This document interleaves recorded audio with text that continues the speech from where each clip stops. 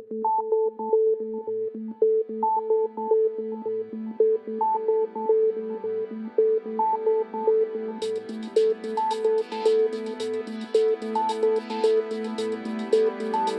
NWA is the oldest governing body in professional wrestling, meaning it was kind of like if you think about every country has an Olympic committee, but the International Olympic Committee oversees them all, and that's in essence kind of a footnote of what the NWA is and what it's supposed to be. It functions as that governing body or overseer of all the regional territories, at least as they existed in the 70s and 80s, and made sure that they were all working together to uphold the brand and make sure that those letters NWA were the major league, as it were, of professional wrestling. Being able to attach my name to the tradition, history, and respect of the National Wrestling Alliance is a great honor for me. Not only as being a part of the show, but just as a wrestling fan in general. The NWA, for as long as I can remember, has been the oldest and the largest governing body of professional wrestling in the world. And just to be a part of that and to be a part of that legacy means the world to me, and I'm glad to be a part of it. NWA breeds champions, they bred warriors time and time again, and all those people today can go out and still be successful across the country and across the world. It's professional wrestling. There's not all this wacky stuff with tight ropes and all this and that. That's fun, whatever, but we're here to wrestle. We're here to entertain as well, but the wrestling is what's entertaining. These fans are here to watch us wrestle. They're here to watch us compete. They're here to watch people win and watch people lose. And the NWA is the most traditional form of that around. We're not trying to be the WWE. We're not trying to be TNA. We're not trying to be anything that we're not. We're simply a professional wrestling company that's going to be televised. Like any product that's going to last, Coca-Cola, Disneyland, they're always going to change but remain true to their values. And that's what I see in the NWA of the old and the NWA today. Wrestling headliner at Madison Square Garden, Antonino Rocca of Argentina meets Lou Thez of St. Louis in the famous ring. Each man claims to be the world's champion.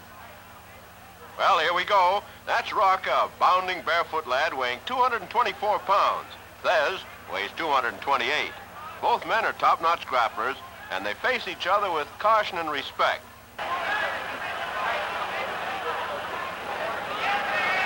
Rocca's the barefoot boy.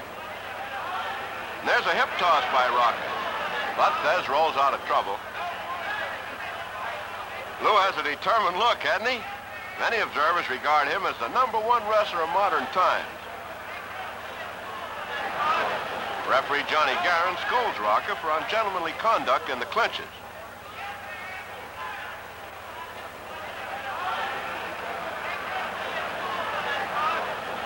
And there's another clinch on the rope. But this time it's Thez who rates the scolding from the referee. Now there's a close-up of Rocca as he punishes Lou with a headlock.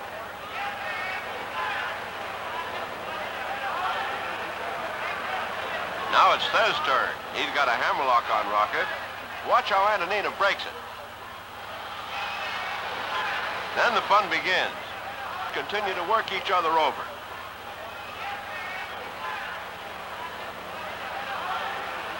Thez comes off the rope, takes a wicked spill.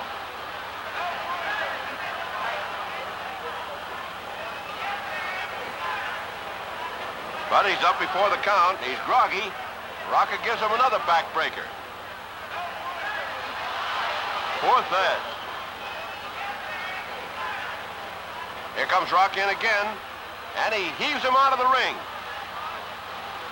But now Rocca's having trouble with the referee. Ignoring warnings by the referee, he clobbers Thez more and more, and then lofts him out of the ring again. You can't pull that stuff on the referee.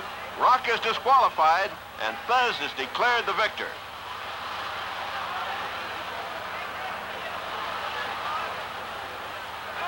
The big guy from St. Louis has his hand raised in triumph. Thez is still the champion as far as the records is concerned.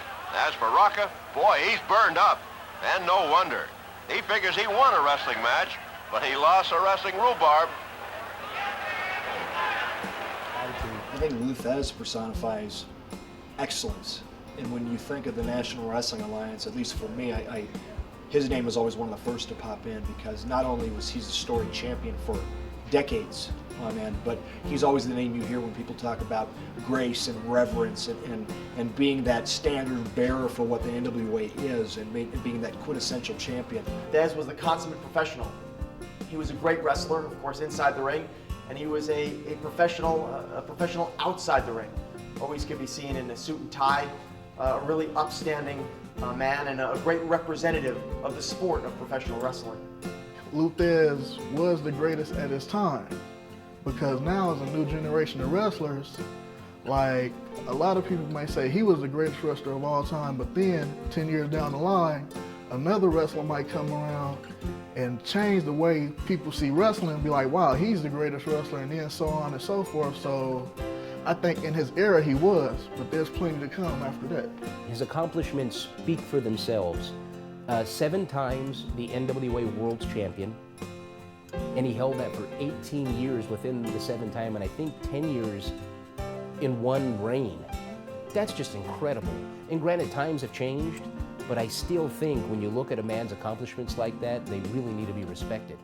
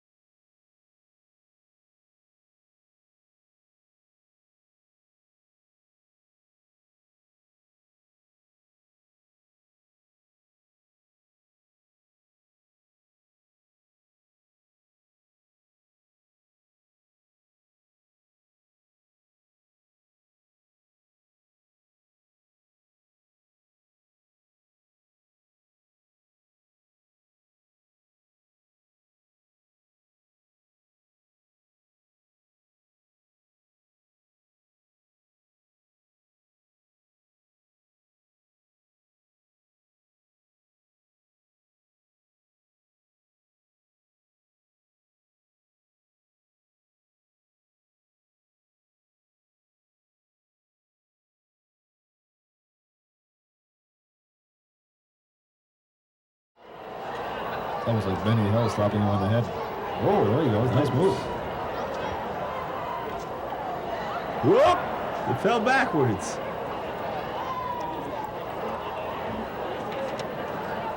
Tiger. A lot of funny moves. A lot of good moves. Hits him with a drop kick. Nice executed drop kick. Takes him over now in the head scissor. Finally took him over. He decided. And it's hard with these little legs.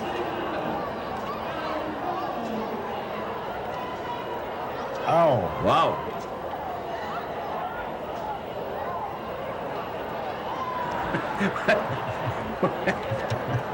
What do you call that? I don't know. I'll call it the spinning wheel. Call it something. It's got him up in the bag breaker.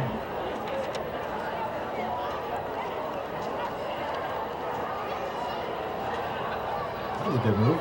Michael Jackson using the ropes to get over that Backward one. drop Ooh. kick. Flips him up, covers him. 1, 2. Oh, I know now the referee's going. I've seen this before. This is a patent move of the midgets. They love to work on that referee.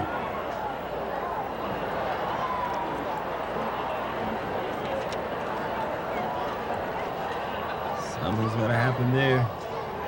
Over he goes. Goes in the Beal, covers him. 1, 2, he kicks out. What? What? Whoa, whoa, whoa, whoa. Crisscross, what's happening? Adrian trying to get out of there. He gets kicked by Little Beaver. You'd be hard pressed to pick the wildest, wackiest character in the world of professional wrestling. Certainly, it's got a colorful history. But I remember the first one that really stood out to me was the Missing Link. Here's a guy, he's orange with green hair. He's basically a jacked up Oompa Loompa, except he wasn't dishing out everlasting gobstoppers, he was dishing out pain. But I remember going to LA and watching him wrestle live. And here's a guy, he's pulling his own hair, he's hitting himself with a chair. I mean, just an absolute nutcase. There's a lot of characters that really caught my attention in professional wrestling, but one guy that really stood out over a lot of people, and a lot of people may be surprised that I think this, but is Iceman King Parsons.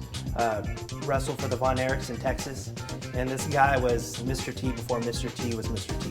I remember when I was a kid watching a Superstation TBS out of Atlanta, and all of a sudden here's this guy, couldn't be any more than maybe 6 feet tall, but it was rotund, he was round, and he was fat. He was a fat guy with platinum blonde hair, who would wear a sequin hat with a Leonard Skinner t-shirt and come out there and talk about how he's the son of a plumber and the bull of the woods, if you will. And I'm talking about the American Dream, Dusty Rhodes, as someone who coined himself and called himself a common man, but he was anything but common. He was everything the common man wanted to be, but didn't know how to put it.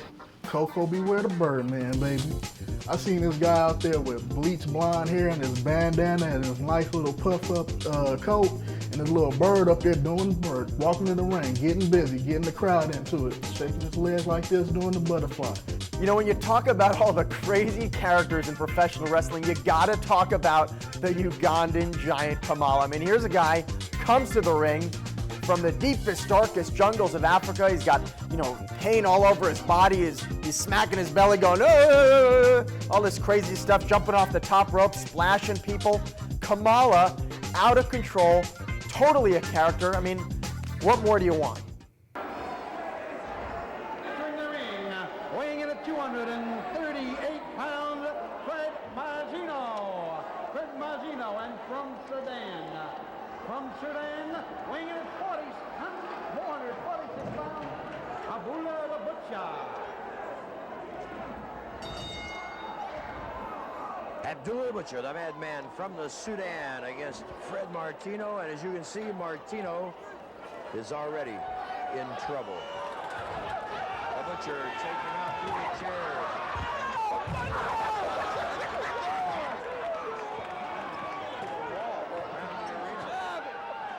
Around the main floor of the arena, you see Jonathan Boyd, the Warlord.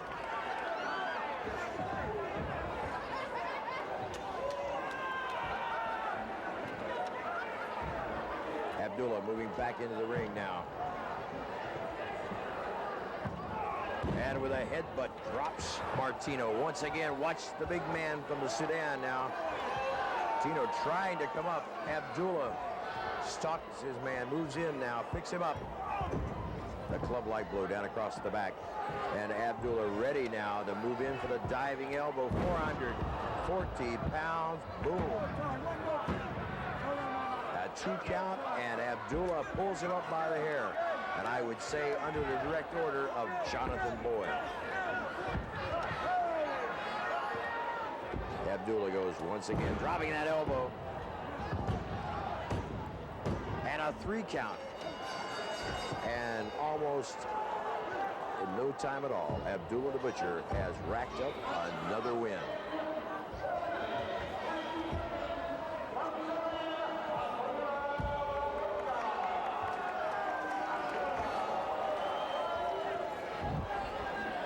Abdullah the Butcher comes up with a win over Fred Martino. We'll be back with more great international championship wrestling right after these words.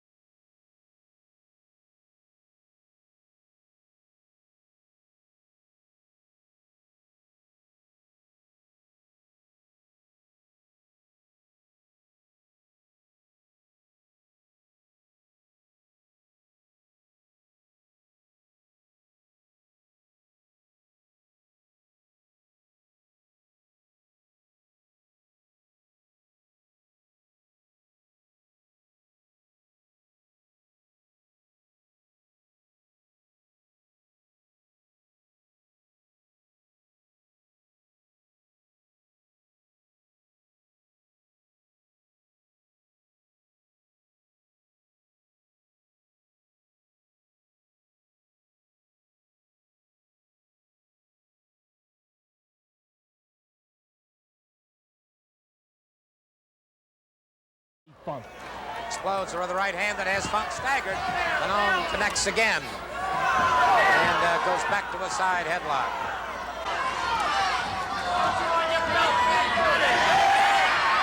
Carlos Colon from San Juan, Puerto Rico. Dory Funk Jr. from Barker, Texas.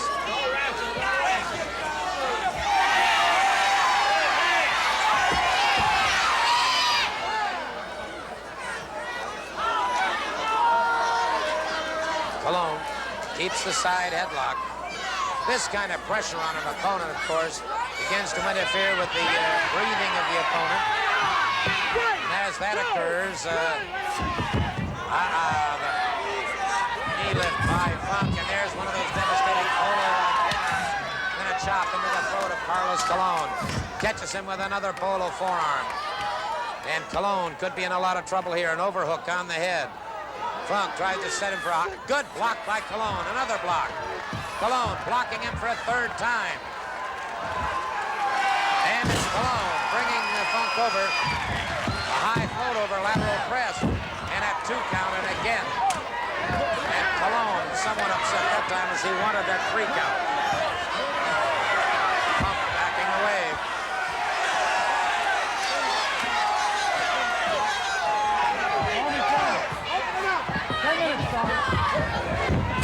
Irish whip into the far turnbuckle. Colon exposed to the midsection. Catches him right in that abdominal wall. Irish whip into the opposite turnbuckle. And Funk is beginning to buckle under this pressure. And Colon catches him with the right hand into the prefrontal lobe. And Funk drops to the canvas. Good move by Funk. I'll tell you, he's quite a ring general. He really is. And Colon's going to have to be careful because Funk will have you convinced that he's hurt a lot worse than he is. But Colon now punishing that left arm. And if he can take away the capability of that left arm, it's like taking away a leg from a table. 2 arms and 2 legs. Just think of them as 4 legs on a table. You take away one and the table's going to collapse. And there's a forward leg trip and a roll up now by Dory Funk Jr. Inside step over. Now a crotch ride on the ankle. And Colon in a 4-point position. Funk trying to post the near arm. Has Colon down to the canvas. Leverage. Scissoring the body. Excellent close-up here by our ringside cameraman. I'll tell you what, these fellas risk a lot while they're out there. And I'm referring to the cameraman. 230-pound body comes flying at you, and you're carrying an $80,000 camera, you've got your hands full. Funk again reaching up, and you can see the movement of that ring rope as Funk had some extra leverage again. There's Funk. There's a good shot of that extra leverage he was getting, caught by the referee. Funk now. Those forearms rocking Carlos Colon. Funk trying to set him for the pile driver. Has him in the pile driver. And that may be all she wrote for Carlos Colon. No, sir. He powers out again. Boy, you talk about great second effort. Carlos Colon has it. Another forearm that rocks the man from Puerto Rico, and another one in Colon. Those legs going a little bit rubbery on him now. A chop into the throat, and Colon trying desperately to get those cobwebs cleared away. Fires back with the right hand. Funk misses with the right, and Colon connects. Colon now with the head back to the canvas. Cartwheel by Colon, and Colon. That adrenaline is really flowing now. Good second effort here. Colon back on his man. Funk drives a knee to the midsection. Funk sets him again for another pile driver. A block by Colon. Colon this time has him into a backdrop. And so Funk in trouble. A series of pounding right hands into the head of Dory Funk Jr. Double knee. Double leg pickup. And Funk getting some extra leverage there with those legs. The referee oblivious to that fact. Colon gets that shoulder off. Funk keeping the, the referee caught that one. And now a battle between the referee and Funk, and Colon capitalizes on that. While Funk's attention was diverted, Colon connects with a series of right hands. Colon explodes another right hand into the head of Dory Funk Jr. Up on that second ring rope now. He's got Funk Jr. in trouble. And again, it's Colon pounding away. And Dory Funk Jr. has been pretty severely lacerated.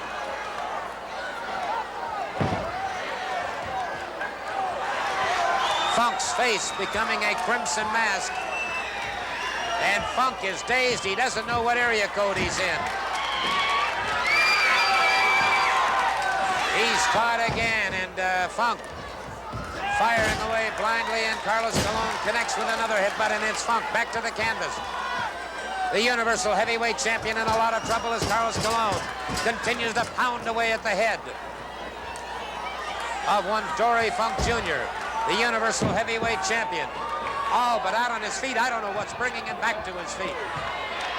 You've got to hand it to the champion. He's got great instinctive powers here. Carlos Colon, a single leg pickup. Colon down across those femoris muscles, and Funk dazed, staggered, in a lot of trouble, and Carlos Colon goes for the figure 4. Carlos Colon goes for that figure 4, and he's got it on him. Dory Funk Jr. in desperate trouble here, makes it to the ring ropes. That forces the break. That'll force the break.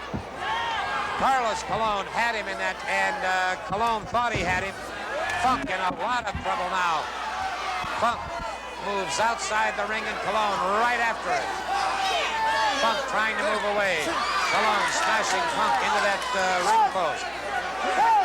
And Funk's face now a complete crimson mask. And there's a steel chair into the face of Dory Funk Jr. Carlos Colon after him now. And Funk firing blindly. His vision has been obscured, and he's caught with another headbutt. Funk in a lot of trouble as Colon closes in once again. Funk desperately moves away from the ring. And Funk leaving the ring area in trouble, and Funk looking for a way out. Colon right after him again. And now they're battling it out in the crowd. Funk fires back. Boy, you talk about tenacity. These two men have both got at the referee. Both men counted out. Both men counted out as this battle has gotten out of hand. And again, it is Dory Funk Jr. 3 seconds. The referee disqualified both wrestlers out of the ring. There you heard it from the ring announcer. Both wrestlers disqualified when they carried the battle outside the squared circle. And it's Carlos Colon following his man like a hawk. He's still after him. And the battle rages outside the ring. Carlos Colon wanting desperately to get a pinfall or a victory over the Universal Heavyweight Champion, Dory Funk Jr. But there you see him, certainly unbeaten, unbowed, and still the #1 contender for that Universal Heavyweight Championship, Carlos Colon. All right. I always looked up and admired Bret the Hitman Hart. He was a man that was part of tradition, just like the National Wrestling Alliance, coming from Stampede Wrestling with Stu Hart and the National Wrestling Alliance. Bret Hart was a man of character, a man's man, always a fighting champion, always would do the right thing to get to the top. Definitely, I'd have to say Shawn Michaels, the Heartbreak Kid, and Chris Jericho. Those are my 2 biggest inspirations from that time when I first came into wrestling. I could just see myself in them. I've never been the biggest guy, and in a world of giants, they held their own. To narrow down one person that I looked at and I was like, you know what, this is what I want to do. There are so many people that molded this idea of mine, but if I was to pick one person, I'm gonna have to go with a Ric Flair, because the guy is verbose, he likes to talk, he likes to walk, he likes to do everything that I like to do. I've had many influences in pro wrestling over the years. Going back to being a kid here in Los Angeles, the first person I ever met was Freddie Blassie, and that was at the Olympic Auditorium. And he scared the hell out of me. I was in an area that I know I wasn't supposed to be in, but back then security was pretty lax, and Fred Blassie really put me in my place. You've done some shows recently with Sean Waltman, who's another guy that I grew up, global wrestling was the first time I saw him in the early 90s, and that was always a guy that I saw him and I was like, well, he's small, and I'm small, so if he could be small and do all this stuff, like, you know, why can't I be small and do it too? And he was, guys like him, Jerry Lynn, those are always guys I looked up to, and now getting to do shows with people like that it's pretty amazing. I don't remember who he was wrestling, but I just remember here comes this guy. Again, it was like the 80s must have been something about platinum blonde hair, just like the 90s were about bald heads. But here's this guy in platinum blonde, and he's tugging at his suit jacket, and he's making sure there's no dust or pet hair or whatever, and he's talking about how he's custom made, and he's flashing his rings, and of course he's the champion, and he's got the 10 pounds of gold, and he's better than you, and taking every opportunity not only to tell you that, but to drill it into your head over and over again, that you couldn't help coming away with either hating Ric Flair with every fiber of your being, or being absolutely in awe of this character, this larger-than-life god, forgive the term, of professional wrestling. Someone that not only walked on water, but told you he was going to walk on water, and then would spill the water on you afterwards, all while still being custom made from head to toe, and looking only as he can look. And I'm sure everybody is familiar with Ric Flair, but he resonates in me, that's for sure. There you see him, the Nature Boy, Ric Flair, 240 pounds, calls himself the franchise, and indeed he is. You just heard the statement, it's hard to be humble when you look like this. Ric Flair, and as I've said so many times before, here's a man who had it all, from birth. He was literally born with a silver spoon in his mouth. His father, an extremely successful physician. Rick could have chosen just about any career he wanted. He has always been a great athlete in football, in wrestling. Went on from private schools to attend the University of Minnesota, where he became all-state in collegiate wrestling. Was also a member of the Golden Gophers football team.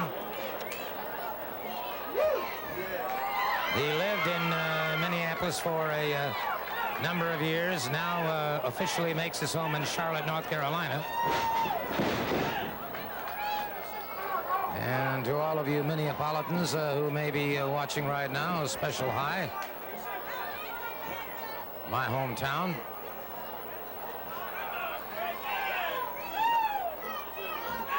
All right.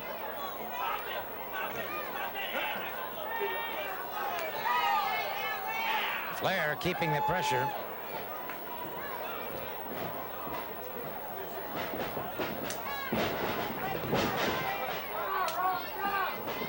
I'll tell you something.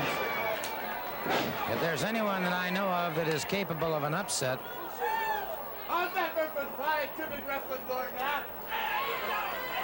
he has all those capabilities, and Rose could be an upsetter, though.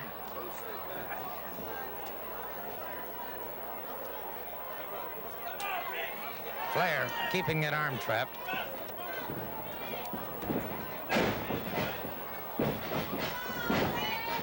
Look at Rose turn into his man and Flair countering him. Flair, beautiful float over, keeping a loose ride, posting that arm. Brother, don't ever think for a minute this man doesn't keep himself completely polished at all times. Post that far arm. A little too close to the ropes. Almost had him in a pinning combination.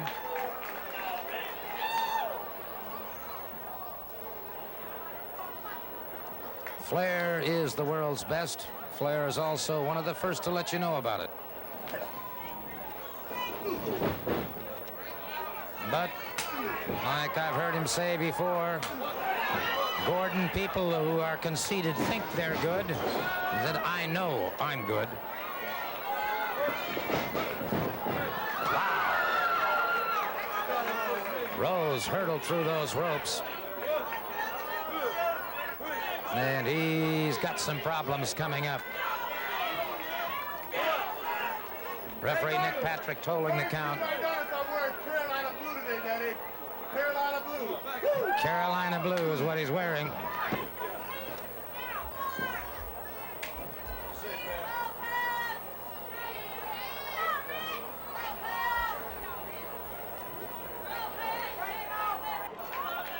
Say a special hi to all the good folks in Pembroke. Hope you're enjoying the program.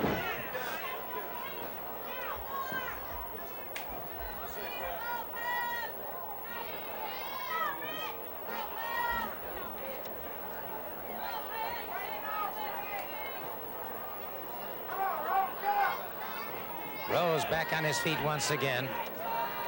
Ric Flair, the world champion. Caught in the midsection, caught on the side of the jaw by Rose. Rose beginning to really move on Flair now. And Rose, who feels he's taken a lot, suddenly coming back and beginning to dish it out. Flair all of a sudden says, okay, 2-minute warning. And brother, I'll tell you, nobody does it better when he gets on.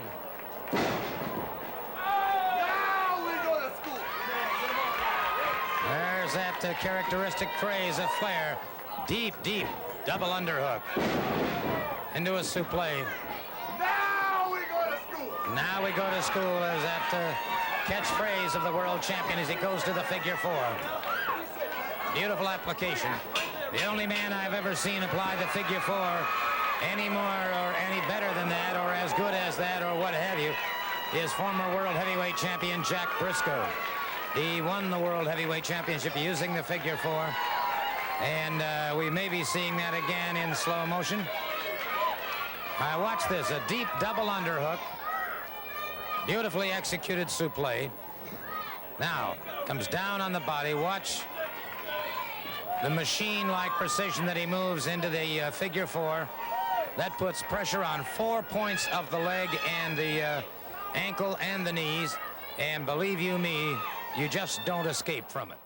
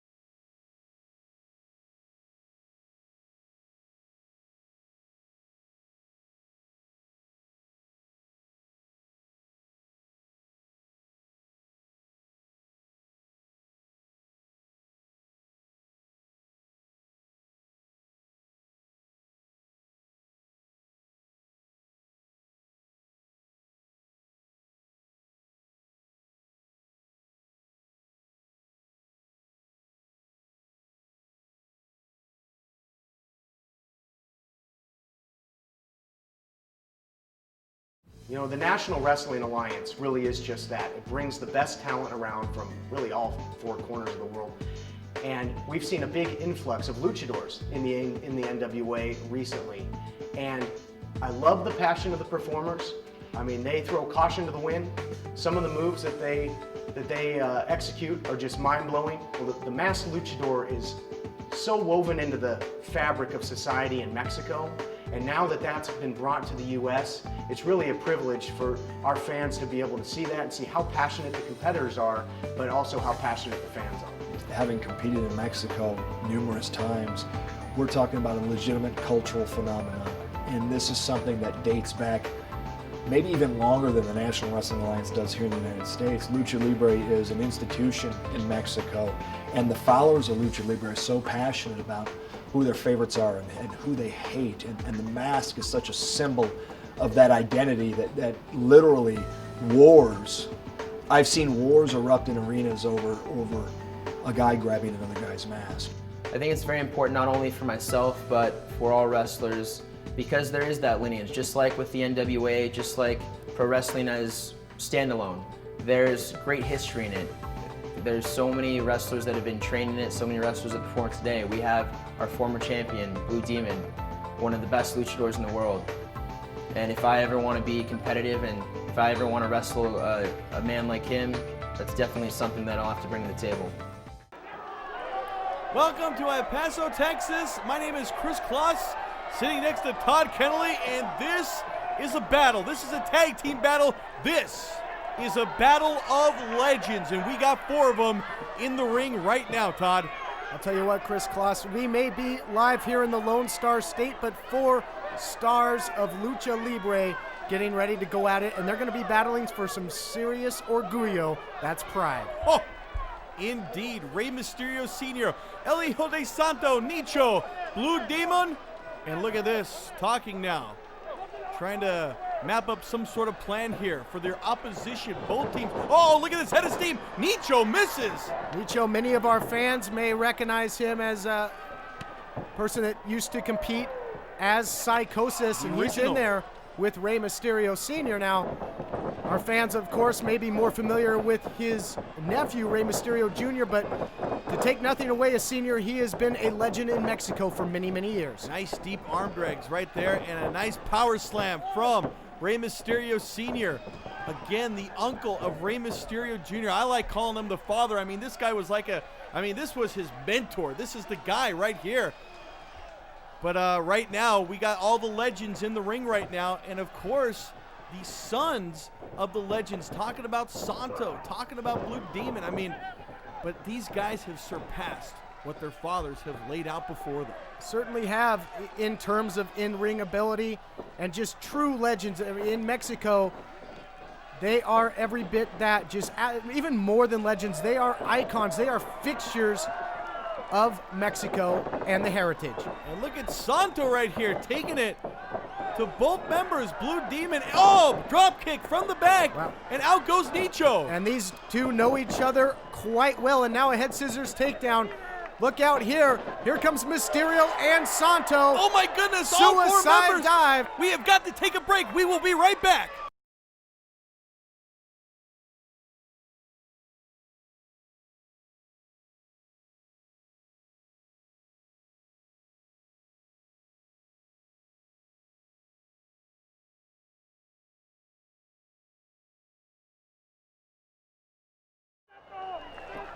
All right, fans, we're back from commercial break with more of this exclusive Lucha Libre tag team match.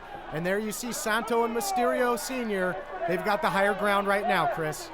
Well, right now they are in the ring, and outside of the ring, we're seeing suffering right now as Blue Demon, but following them up now. Both men, both Rey Mysterio Sr. and El Hijo de Santo, firing him back into the ring the hard way, but could have been a mistake right there. Look at this, following him up now is Nicho and Blue Demon. Wow, double naga right there, and down on the concrete. Yeah, and Santo. This might be the opportunity that Nicho and Blue Demon need to now take the offensive. They're gonna make a wish here in the corner. Gosh, I felt that one. Jeez. What a now shot. On the outside, Blue Demon taking it to Santo, and what a history these two have. You know, in these two characters, these two luchadors, really woven into the fabric of the culture in Mexico, and it's really a preference choice by the Mexican wrestling fans. Oh, absolutely right. As we see the action persist. I mean, these guys have had battles, boy, through the annals of time, and all over the place. I mean, not only all over the world, but all over, not only in the ring, outside of the ring, through the arena, outside of the arena. I mean, these guys are hell-bent against one another. I mean, this always is a war. You can bet, you can be assured that when these two go at it. And look at this Nicho from the top here, Todd. What do we have? Springboard leg drop. Wow, catching him with the momentum of that rope. Yeah, that is what he is known for. He has won many a title with that move. Our American fans have, of course, seen Nicho has held various cruiserweight titles. Really crossed over and had great success in the U.S., but again, can't say enough for the legendary figures that are in the ring now, Blue Demon and Santo. And he's looking to take his mask off. Oh, no. The ultimate in humiliation Are you in kidding Lucha me? Libre. El Hijo de Santo will be unmasked here tonight in the Lone Star State. No.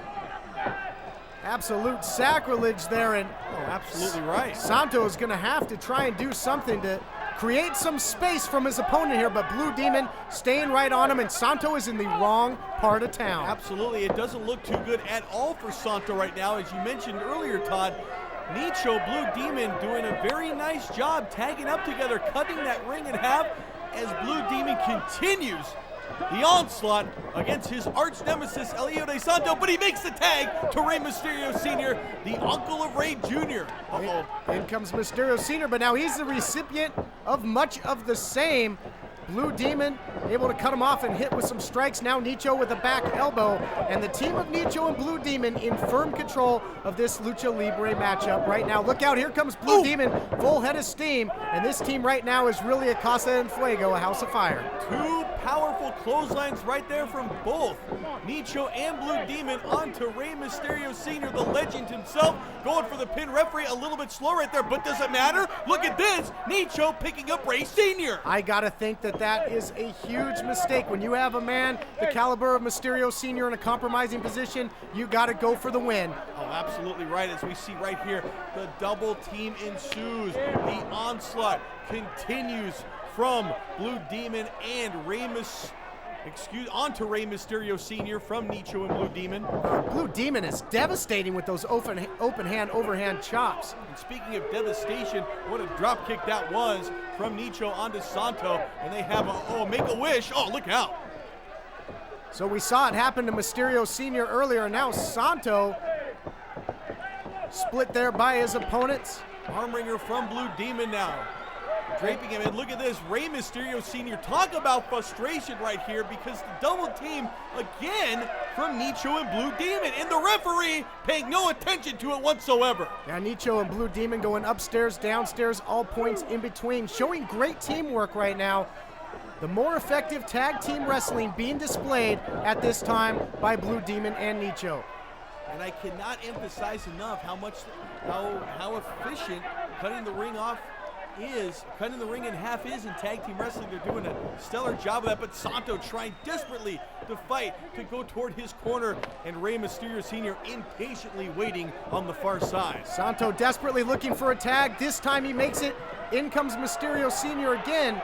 But no, the referee did not see it, not allowing the tag, and right back into the corner now is Santo, and another quick tag made. So the team of Blue Demon and Nicho keeping a fresh man in the ring at all times. Absolutely right, and now Nicho wailing away on the legend Hijo de Santo right now. And look at that mask again, Todd. I mean, that mask, it's all unlaced. I mean, that thing can fly off at any second now. And I gotta say, I mean, I got curiosity. I do have the curiosity to see it, but if I had to say, I don't want to see that mask come off tonight. I'm sorry.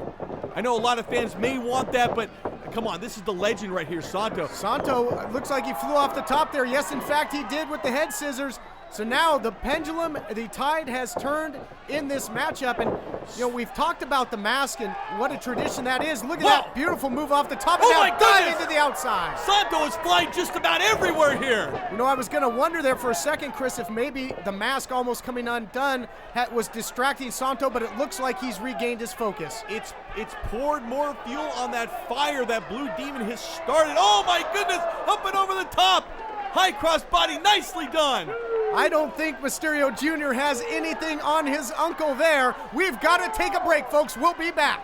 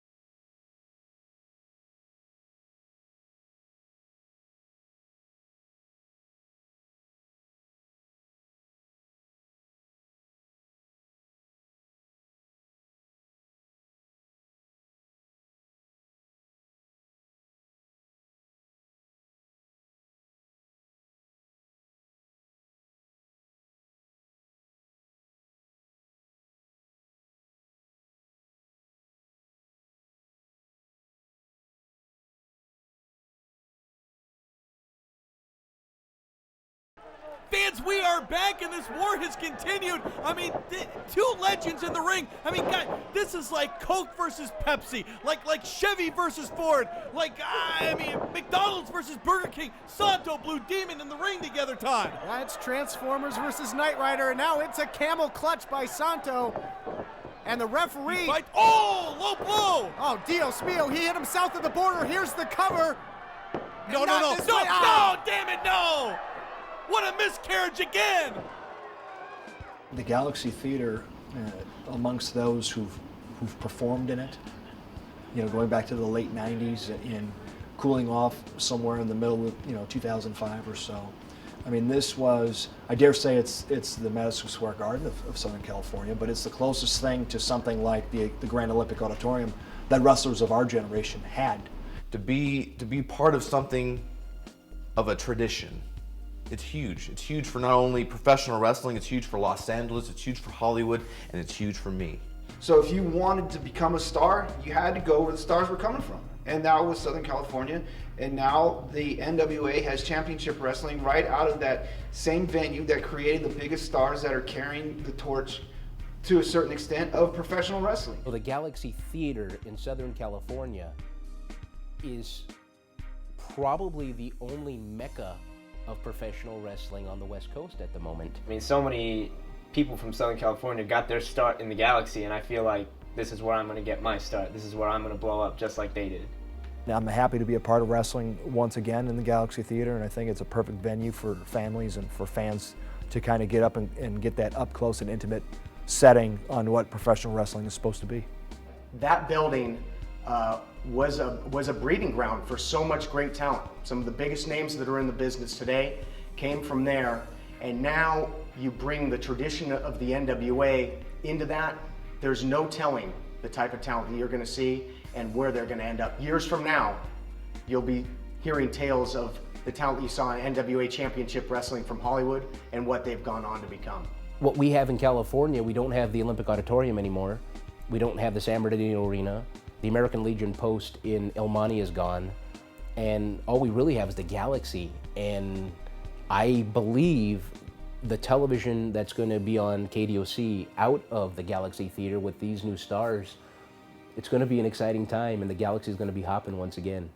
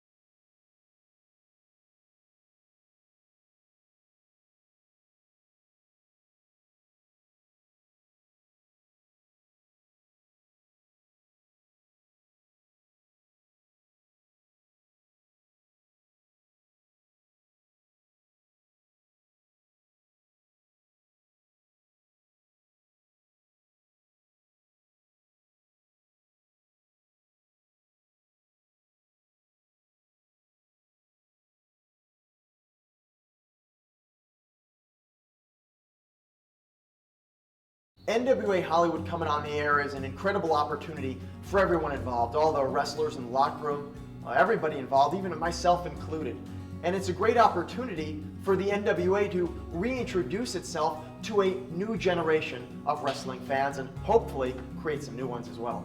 The people in Southern California are ready for something different, and NWA Championship Wrestling from Hollywood is going to bring it to them. A pro wrestling company needs two good things. Two things to make a company at the beginning: talent and television. Two T's. You need good television because television is what sells your product. Just like anything. I believe the public is ready for a program like this again. Some might call it a throwback show. I look at it as a typical pro wrestling hour where you have good guys, and you have bad guys, and you can decipher who's who. It's been such a great experience to be a part of something groundbreaking and historic for the National Wrestling Alliance, and to be on TV again, really, what it does is it gets the National Wrestling Alliance back in the prominence that it has been in for so long. To have television and the opportunity to wrestle on a weekly basis, not only in front of a local crowd, but across the region, you can't compare it to anything. It's such a great opportunity, not only as a learning experience, but to go against the best talent there is to offer. Everyone watches KDOC, so to be on that and with the NWA and as part of the Rock Nest Monsters doing what I love, I couldn't be happier. These guys are coming out and giving it their all. And I know that sounds cliche these days, but it's true. They're all fresh, they're all new. And you don't know who any of these guys are necessarily.